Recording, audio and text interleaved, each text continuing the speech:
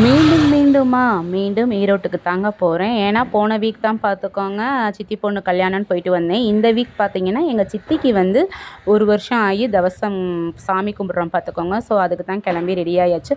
மாமா நான் அந்த பக்கம் தான் போறேன் வா உன்னை இறக்கி விட்றேன் அப்படின்ட்டு இறக்கி விட்டாரு. இது பார்த்தீங்கன்னா, இந்த காற்றாலை இருக்கு இல்லையா? அந்த பொள்ளாச்சி உடுமலைப்பேட்டை பக்கம்லாம் இருக்கும். அந்த இது என்னன்னே தெரில. எப்படி இது கீழே கவுந்து ஆக்சிடென்ட் ஆச்சுன்னே தெரிலங்க. அப்புறம் எங்கள் ஊரை பக்கமாக நெருங்கியாச்சு.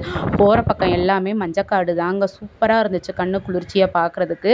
அப்புறம் இந்த ரோல் கேக் தான் வாங்கிட்டு போனேன். வாங்கிட்டு போனால் அங்கே பயபிள்ளைகளுக்கு எல்லாருக்கும் சளி பிடிச்சிருந்துச்சு. யாருமே சாப்பிடல. அப்புறம் எங்கள் அத்தை வந்தோடனையுமே நீ வா வந்து கை கால் மூஞ்சி கழுவிட்டு வந்து சாப்பிடுனாங்க. என்னோட ஃபேவரட் ரசம் இருந்துச்சு. கத்திரிக்காய் புளிக்குழம்பு வச்சு ஸ்நாக்ஸை வச்சு சாப்பிட்டாச்சு. அன்னைக்கு நைட்டு பார்த்துக்கோங்க, சங்கடகர சதுர்த்தி. எங்கள் மாமா நீ கோயிலுக்கு போறியா, நீயும் ஜெயாவோட போயிட்டு வா அப்படின்ட்டாங்க. அங்கே போனால் சூப்பராக இருந்துச்சுங்க. அதுக்கப்புறம் சாமியெல்லாம் கும்பிட்டுட்டு இது அறுபடை வீடுகள் வந்து பாமன் சுவாமிகள். அதுக்கப்புறம் நம்ம வள்ளலாருடைய கிருபானந்த வாரியாரும் இருந்தாருங்க.